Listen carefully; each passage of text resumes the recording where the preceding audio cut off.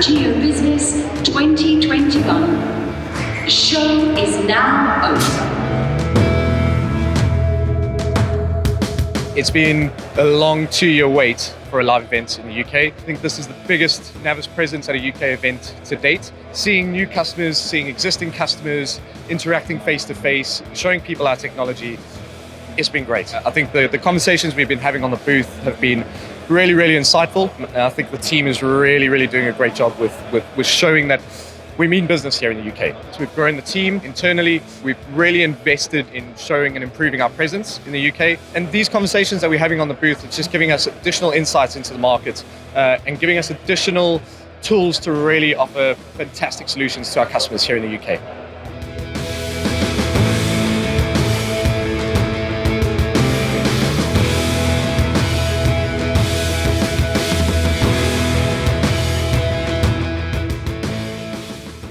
NavVis technology is just pure innovation. It's leading the way in terms of how people interact with the space, how they map certain environments, but also how they publish and collaborate on that data. Customers in the UK are really starting to see how an extremely innovative company is driving value-added solutions into the market.